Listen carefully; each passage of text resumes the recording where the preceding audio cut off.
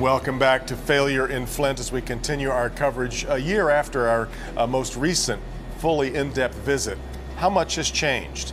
Dealing with lead-tainted water, as you would imagine, would take its toll on any community. If you had told the folks in Flint when this started that 1,000 days later they would still be dealing with it, what would have been the reaction? Nobody would believe it. Yeah. Nobody would believe it. Joining us right now are two of the parents helping their families and their community deal with this horrible crisis. And you guys joined us last year, and you're back again this year to kind of share your situation and how things have changed. We've got Chia Morgan and Laura McIntyre with us. Thank you for being here, ladies. Chia, let's start with, if I had told you a year ago that this would be as far as we'd gotten a year from then, would that have been pretty depressing, or is that what you expected? It would have been depressing. I didn't expect, everything to be completed, understanding all of the pipes that needed to be done.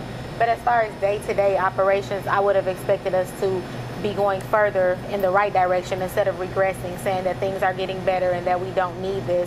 We're actually regressing instead of making progress. And I'm afraid that the regression is going to cause us not to actually get results in the long-term future. Laura, does it feel that way to you too? Yeah, I'm very disappointed. I'm glad I didn't know last year that it would still be happening this year. More people have died from Legionella, from Legionnaire. We now have to deal with dysentery and shigellosis. So it's not just the lead, it's the pipes are further deteriorating, and now we have bacteria and other chemicals to deal with. And it's like Chia said, it hasn't, not only has it not gotten fixed, it's gotten worse. Yeah, Chia, just kind of take us through what your life is like on a daily basis. You're still using the bottled water and the filters. Yes. Still using the bottled water and the filters. And I've traveled a couple times since the last time I saw you, and even going to the tap out of town, out in a completely different state. You're like, I want a good glass of water, and I have had it, but it's not an easy thing. It literally takes like some building myself up to actually do that. That's something I had not thought about. Yeah, even out of town, you can't trust it. You're like, oh my God, is this water, okay? And just even today, my daughter pulled her first tooth yesterday. She lost her first tooth. And so, you get the salt water and you rinse it. And I was just so excited in the moment that I didn't think, don't go to the tap. So I got the water, I put the salt in it, and then it hit me right before I handed her the cup. No, you have to go get some bottled water. You have to warm it up and put the salt. So even in a moment that should have been a joyous moment for Malia and I had to stop and do damage control so that I don't have to do damage control in 10 years.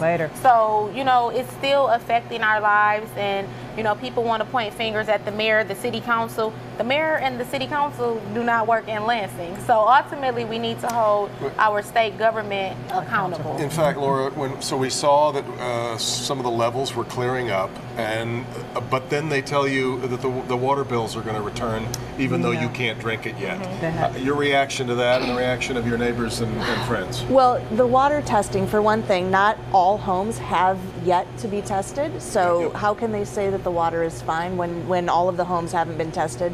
And testing is actually a snapshot in time. It tells you what your water is like at that moment. And one of the problems is that with the deterioration of the pipes, we have buildup of lead and other sediment and things like that that could be dislodged at any moment. So you feel like it's minute by minute. It is minute by minute. It's like playing Russian roulette with your tap. You could get some lead at any moment through your pipes, as well as the bacteria and other chloramines, TTHMs, things like that.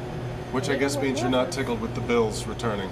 We have one of the highest water bills in the country, and we're paying for poisoned water, and we've been lied to about that. We actually, the water bills are very confusing. They're bundled with sewer charges as well as water charges, and some other things as well.